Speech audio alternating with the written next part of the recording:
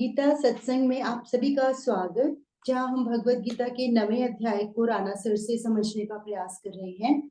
सभी की ओर से राणा सर को प्रणाम और निवेदन कि आज के गीता सत्संग की शुरुआत करें।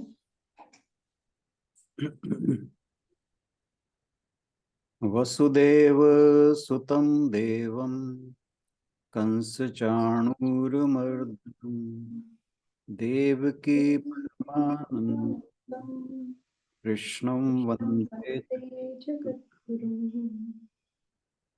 सभी को बहुत बहुत प्रणाम। हम गीता जी के 9वें अध्याय के आज 17वें श्लोक पर पहुंच चुके हैं और कल हमने श्लोक नंबर 16 पर चर्चा की थी, जहां भगवान जी ने यज्ञ संबंधी अपने जितने भी क्रियाएं हैं, संकेत हैं और जितने भी पदार्थ हैं, उन सभी को अपना ही रूप बताया था। उन्होंने कहा था कि कर्तु मैं हूं, अहम कर्तुर, अहम यज्ञ, स्वधा अहम, अहम औषधम, मंत्रोहम, अहमेव वाज्यम, अहम अग्निहम होतम। तो कहा कि कर्तु मैं हूं, यज्ञ मैं हूं, स्वधा मैं हूं, औषध मैं हूं, मंत्र मैं हूं, घृत मैं हूं, अग्नि मैं हूं और हवन रूप क्रिया भी मैं ही। तो यानी उन्होंने यहाँ बताया कि जो वेदों में कर्म कांड संबंधित यज्ञ की क्रियाएं हैं, तो उन सब के विषय में कहा कि ये सब मैं ही हूं। जैसे हमने कल बात की थी कि ये लगभग वही बात करते हैं भगवान जी जो उन्होंने चौथे अध्याय के 24वें श्लोक में की थी, जहां उन्होंने कहा था ब्रह्म अर्पणम ब्रह्म हविर ब्रह्मग्नो ब्रह्मणाहुतम ब्रह्मैव तेन गंतव्यम ब्रह्म कर्म समाधिना। वहां भी यही बात की थी कि जो यज्ञ के अंदर अर्पण किया जाने वाला समिधा है वो मैं हूं, मैं ही अग्नि हूं, मैं ही घृत हूं और मैं ही उस यज्ञ का लक्ष्य हूं। तो और फिर कहा कि सब कुछ मैं ही हूं। वही बात यहाँ पे भी भगवान जी ने की है। तो इससे आगे भगवान जी आज 17वें श्लोक में क्या कहते हैं उसके बारे में हम समझने का आज प्रयास करेंगे। इससे पहले कि हम चर्चा शुरू करें, आशु बहन रोज श्लोक पढ़ते। जी सर। पिताहम अस्य जगतो, पिता अहमस्य जगतो, माता धाता पितामहः, वेद्यं पवित्रमोंकार, ऋक्साम रजुर्यजुरेव च। इस संपूर्ण जगत का धाता अर्थात धारण करने वाला, पिता, माता, पितामह, जानने योग्य, पवित्र, ओंकार तथा ऋग्वेद, सामवेद और यजुर्वेद भी मैं ही हूँ। तो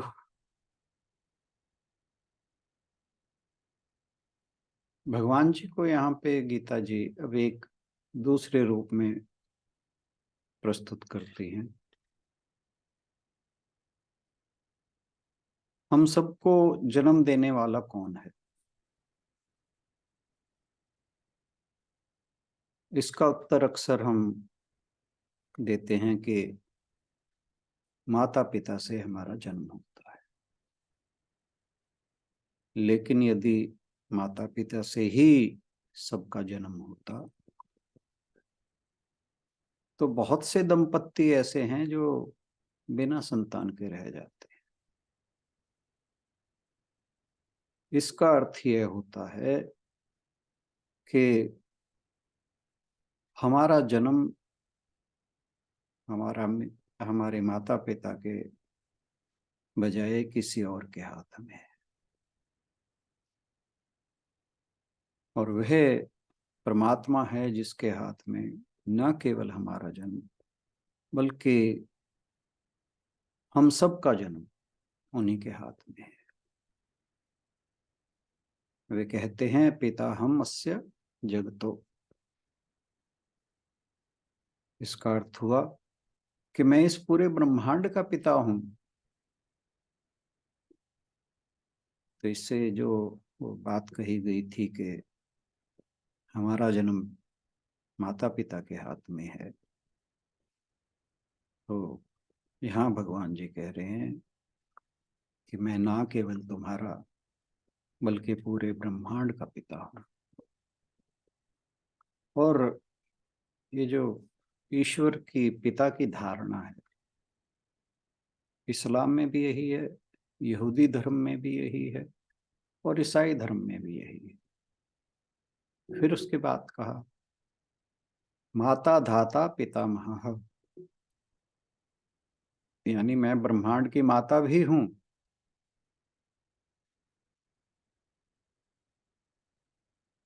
ईश्वर को माता के रूप में आप केवल भारतीय धर्म और जो आदिम धर्म है उनमें ही पाएंगे। जिस प्रकार माता अपने गर्भ में बच्चे को रखती है, उसी प्रकार भगवान भी अपने उदर में संसार को इसी प्रकार रखे हुए हैं, ठीक वैसे जैसे मकड़ी जाले को रखे रखती है। भगवान जी ने गीता के 11वें अध्याय में अपने मुख में संपूर्ण ब्रह्मांड अर्जुन को दिखा दिया है। भगवान श्री कृष्ण ने बाल्यावस्था में माता यशोदा को भी अपने मुख में संपूर्ण लोकों को दिखाया था। इसी कारण हम प्रतिदिन ईश्वर को तवमेव माता कहकर वंदना करते हैं। धाता वह है जो कायम रखता है। श्रुति कहती है ब्रह्मा च नारायण, कि ब्रह्मा शरीर भगवान के शरीर से होने के कारण नारायण है, इसीलिए भगवान धाता भी हैं। संपूर्ण चराचर जगत जो है वो पोष्य है, यानी जिसका पोषण किया जाता है, और पोषण करने वाला पोषक कौन है? वे हैं भगवान। तो धाता बनकर भगवान पोष्य पोषक संबंध को बताते हैं। माता गर्भ में बालक की रक्षा नहीं करती है बल्कि भगवान करते हैं। तो इस हिसाब से भगवान ही इस संपूर्ण जगत के का पोषण करते हैं। फिर कहा पितामह, पितामह यानी पिता का पिता, दादा। तो यहाँ भगवान जी जीव के साथ अपना चौथा संबंध बता रहे हैं। भगवान के नाभि से कमल उत्पन्न हुआ और ब्रह्मा कमल से उत्पन्न हुआ। भगवान ब्रह्मा के ही पितामह है। तो ब्रह्मा संपूर्ण सृष्टि के करने के कारण संपूर्ण चराचर के पिता हैं, इसलिए भगवान विश्व के पितामह हैं। जो पुत्र माता पिता और पितामह की सेवा नहीं करता वह आतताई और राक्षस प्रवृत्ति वाला समझा जाता है। यदि व्यक्ति इन 4 संबंध रखने वाले भगवान की उपासना नहीं करता है तो वह महाराक्षस समझने योग्य है। भगवान ने जीव से ये 4 संबंध बताकर यह भी बताया है कि मैं विश्वाकार हूं।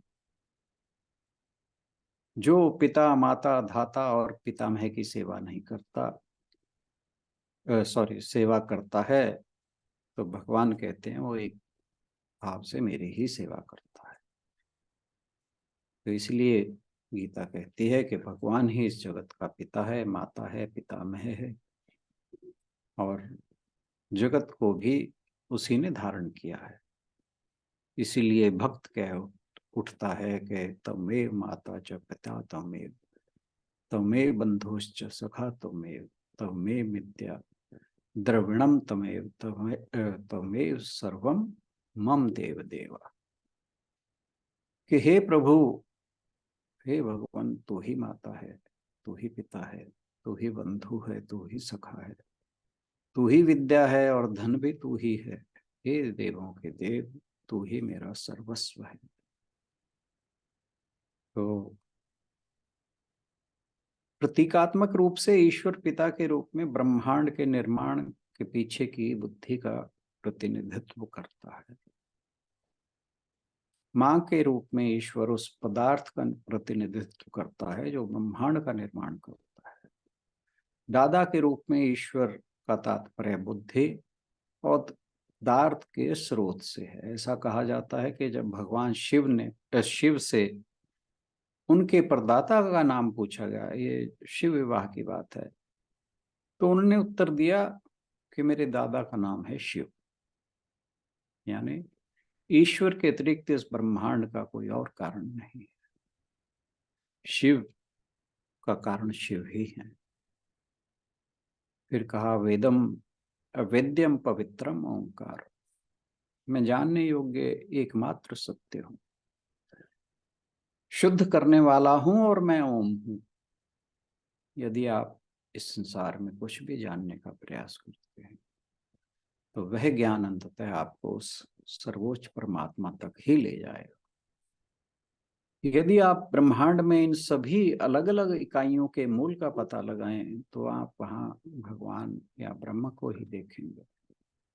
तो वेद्यम यानी जानने वाला, या कहिए जाना जाने वाला सबसे बड़ा सत्य ब्रह्मा की उत्पत्ति और पालन है, ब्रह्मांड की उत्पत्ति और पालन है। पवित्रम अत्यंत शुद्ध, पृथ्वी जल और वायु तत्वों में अपने संपर्क में आने वाली सभी वस्तुओं को शुद्ध करने की शक्ति होती है। ईश्वर से संपर्क करते ही मनुष्य शुद्ध हो जाता है। अतः ईश्वर सबसे अधिक पतित पावन है। फिर कहा अक्षर ओंकार यानी अक्षर ओम, परमात्मा जानने योग्य एक ही वस्तु है, एक मात्र वस्तु है, क्योंकि आत्मा ही है जिससे जानने से सब कुछ ज्ञात हो जाता है। सारे जीवित ब्रह्मांड का आधार आत्मा है, और ओम नामक वैदिक मंत्र इसका प्रतीक है। वेद घोषणा करते हैं कि ध्वनि ही वह बीज है जिससे ब्रह्मांड अस्तित्व में आया, और ध्वनि ही ईश्वर है, नाद ब्रह्म है। वह ओम शब्द के रूप में अनंत काल तक बना रहता है, जो अ उ म का मिश्रण है। तो यानी जो ओम है वो अ उ म से बना है। बहुत से लोग ओम का उच्चारण औम के रूप में करते हैं, यह गलत है। ओम का उच्चारण केवल ओम के रूप में ही किया जाना चाहिए। आजकल के जो ज्यादा अपने आप को विद्वान दिखाने वाले बाबा हैं, वो मैंने YouTube पे भी देखा है, वो ओम करके उच्चारण करते हैं, गलत है। ध्वनि की उत्पत्ति अ के रूप में होती है, उ के रूप में बनी रहती है, और म के रूप में समाप्त होती है। जब आप ओम का उच्चारण करते हैं तो इसी प्रकार से होता है, शुरुआत अ से होती है और उ के रूप में बनी रहती है, और जो म है वहां पर समाप्त होती है। सृष्टिकर्ता द्वारा एक बार ओम का उच्चारण करने से ब्रह्मांड प्रकट होता है। तो ब्रह्मांड की उत्पत्ति में इस ध्वनि ओम का बहुत बड़ा रोल है। ब्रह्मांड प्रकट होता है, कायम रहता है और विलीन हो जाता है। जो व्यक्ति ओम के जाप में स्थिर हो जाता है वह ईश्वरत्व में विकसित हो जाता है। जो कोई भी साधना के माध्यम से इस ब्रह्मांड की ध्वनि ओम को अनुभव करता है और सुनता है, उसे ईश्वर की प्राप्ति होती है। भगवान कहते हैं कि इस ध्वनि के माध्यम से मैं सब कुछ शुद्ध करता हूँ, वेद्यम पवित्रम। ओमकार, ओंकार के 3 घटक हैं, अ उ म। हम भी साधारणतः 3 अवस्थाओं का अनुभव करते हैं। ये मांडुक्य उपनिषद से आई हुई बात है, इसके बारे में हमने पहले भी डिस्कस किया है। और ये 3 अवस्थाएं हैं, जागृत, स्वप्न, सुषुप्ति। इन तीनों अवस्थाओं में चेतना अलग अलग ढंग से काम करती है। जागृत में हम बहिर्जगत हो जाते हैं, यानी हम जो बाह्य जगत है उसके साथ हमारा संबंध स्थापित हो जाता है। और स्वप्न में हमें बाह्य जगत का ज्ञान तो नहीं रहता, लेकिन अंतर जगत में वही चीजें हमें दिखाई देती हैं जो बहिर्जगत से संबंधित होती हैं। आपने भी इस चीज का अनुभव किया होगा कि जब हम कोई स्वप्न देखते हैं, अक्सर वो हमारे किसी ना किसी जो संसारिक हमारे संबंध हैं या कोई वस्तु है या कुछ भी जिससे भी हमारा रिलेशन है उससे ही संबंधित होता है। किंतु स्वप्न के समय जहां जब दिखाई पड़ते हैं वहां तब होते नहीं है। एक चीज ये है जो डिफरेंट है। सुषुप्ति में ना बाह्य पदार्थ दिखाई देते हैं, ना अंतर जगत में कोई पदार्थ दिखते हैं। इन तीनों ही अवस्था में चेतना बनी रहती है। अक्सर कहा जाता है कि सुषुप्ति में चेतना कैसे बनी रहती है, जब हम पूरी तरह मृत प्राय हो जाते हैं, हमें किसी चीज का भान नहीं रहता, तब वहां की चेतना कैसे रहती है। उसका प्रमाण है कि हम अक्सर जब बहुत गहरी नींद से उठते हैं तो उठकर कहते हैं कि मैं आज बहुत गहरी नींद में सोया, जिसे अक्सर कहा जाता है घोड़े बेच कर सो, कि मुझे किसी चीज का भान नहीं रहा। अब इस एक्सपीरियंस को कौन बोल रहा है? वो वही चेतना है। तो चेतना की तीनों अवस्थाएं भी भगवान का ही रूप हैं, क्योंकि भगवान ही सबका रूप है। इन तीनों अवस्थाओं का अधिष्ठान और ज्ञाता, यानी अनुभव करने वाला, इन तीनों से अलग होना चाहिए। क्योंकि ज्ञाता और ज्ञेय वस्तुओं से और अधिष्ठान अध्यस्त से भिन्न होता है। यानी जो जानने वाला है वो जिस चीज को जानना है, और जो जिस चीज का अधिष्ठान है वो अध्यस्त से अलग होगा। इन तीनों अवस्थाओं में भिन्न उस तत्व को जो इनको धारण किए हुए है। उपनिषद के ऋषियों ने तूरे अर्थात उस चतुर्थ कहा है।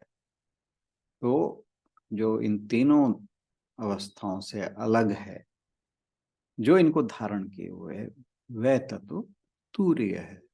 इसे तूर्य अवस्था भी कहा जाता है, चतुर्थ अवस्था भी कहा जाता है। ये सब मांडुक्य उपनिषद से है। इन चारों को जिस एक शब्द के द्वारा वेदों में सूचित किया गया है वह शब्द है ओम। ओम ही आत्मा है।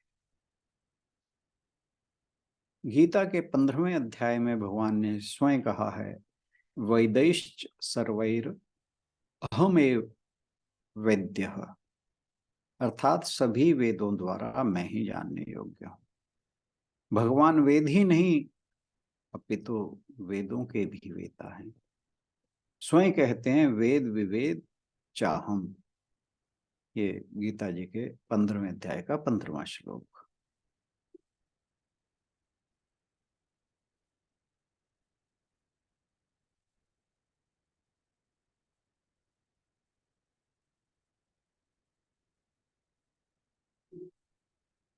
इसके अतिरिक्त वेदों का बीज ओंकार मैं ही हूँ, ये भगवान कहते हैं। ओंकार की ध्वनि वह ध्वनि है जो निर्विचारता में स्वतः उद्भूत होती है। यानी जब हम निर्विचार हो जाते हैं तो यह जो ध्वनि है वो हमारे भीतर अपने आप चलने लगती है। श्वास के जाने के साथ जो सो तथा बाहर निकलने के साथ जो हम की ध्वनि होती है, यही सो हम है जिसका जाप बिना प्रयास के होता रहता है। ये हमने पहले मेडिटेशन में भी बातें की हुई हैं। तो जब हम निर्विचार होते हैं तो ये सोहम की ध्वनि निकलती है, इसलिए इसे अजपा जप कहते हैं। इस सोहम में और सूक्ष्मता में जाने पर जो बीच के व्यंजन अक्षर हैं वे निकल जाते हैं, और यानी सो रह, और जो बचता है वो है ओम। ये ध्वनि तब सुनाई देती है जब चित्त जो है वो अत्यंत शांत और मौन हो जाता है, कोई कोलाहल नहीं रहता। उस समय ओम और भगवान के बीच तादात्म्य हो जाता है। इसको अनाहत नाद भी कहा जाता है। संभवतः बहुत से लोग इस चीज का अनुभव करते हैं जब वे पूर्णतः शांत हो जाते हैं और मौन हो जाते हैं। और मैंने इसका कभी कभी अनुभव किया है, पर जो ये बात कही गई है हम और भगवान के बीच में तादाद में हो जाता है, ये मेरा एक्सपीरियंस नहीं है।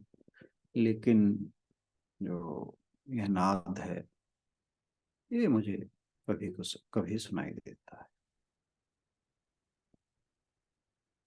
मांडुक्य उपनिषद कहता है भूतम भवत भवत भविष्यद इति सर्व ओंकार एव, अर्थात भूत, वर्तमान और भविष्य सभी ओंकार ही है। ओम वेदों का प्राण है। प्रणवः सर्व वेदेषु कहा गया है। मांडुक्य उपनिषद ओम की महिमा से भरा हुआ है। जीवन जो निरंतर अनुभवों का प्रवाह है, इसका तात्पर्य जागृत, स्वप्न और सुषुप्ति अवस्था के दौरान हम में से प्रत्येक के सभी समग्र अनुभवों से है। इसके बाद भगवान कहते हैं कि ऋग, साम और यजुर्वेद भी मैं ही हूँ। कहा जाता है कि वेद ईश्वर के द्वारा प्रकट किए गए। वेदों के माध्यम से युगों युगों से ऋषियों ने ईश्वर के ज्ञान को जाना है। भगवान कहते हैं मैं वेदों के समान हूँ, वह मैं ही हूँ जिसने वेदों को ऋषियों व्यास आदि को प्रकट किया। लेकिन वेदों का यह ज्ञान व्यास से पहले मौजूद था। ये वेद व्यास जी की बात हो रही है, इसलिए वेद उनके समान, इनके समान है, यानी भगवान जी के समान है। ऋक, यजु और साम तीन ग्रंथों का नाम अवश्य है, किंतु ये तीन तत्व भी हैं। ये जो तीन नाम है ऋक, ऋग्वेद, यजु, यजुर्वेद और सामवेद। कहा कि ये तीन ग्रंथों के नाम अवश्य हैं, किंतु ये तीन तत्व भी हैं। इन तीन तत्वों का वर्णन जिन ग्रंथों में है, उन ग्रंथों को भी उन्हीं तत्वों के नाम से जाना गया है। इन तत्वों के वर्णन करने वाले ग्रंथों का एक सामान्य नाम दिया गया वेद। वेद संस्कृत का शब्द है। इसके तीन अर्थ हैं सत, चित और आनंद। अर्थात वेद का अर्थ हुआ सच्चिदानंद। सच्चिदानंद परमात्मा का ही नाम है। इस प्रकार शब्द की दृष्टि से वेद और परमात्मा दोनों का एक ही अर्थ है।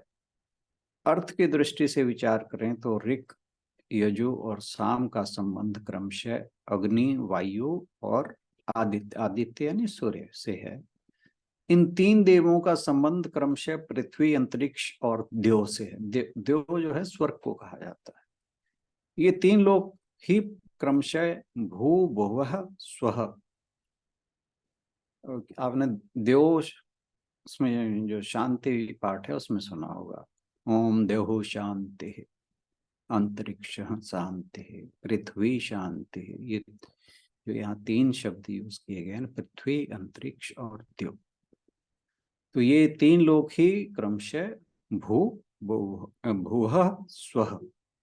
भू जो है वो पृथ्वी, भुवः अंतरिक्ष और स्वः स्वर्ग या द्यौ। तो इस प्रकार वेद ब्रह्म सर्वव्यापी हो जाते हैं। आज के लिए इतना ही। इससे अगले श्लोक की चर्चा हम कल करेंगे। Thank you so much.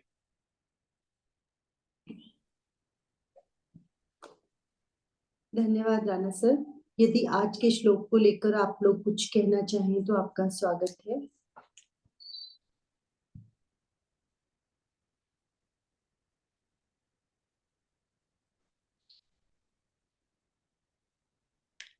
चलिए फिर इसी के साथ समापन की ओर बढ़ते हैं। ओम पूर्णमदः पूर्णमिदं पूर्णात् पूर्णमुदच्यते पूर्णस्य पूर्णमादाय पूर्णमेवावशिष्यते। ओम शांति शांति शांति। हरि ओम। सभी को बहुत बहुत प्रणाम और आज के सत्संग में आने के लिए बहुत बहुत धन्यवाद। Thank you. सभी की ओर से राणा सर का भी बहुत बहुत धन्यवाद। कल मिलते हैं अगले श्लोक के साथ। Thank you everyone.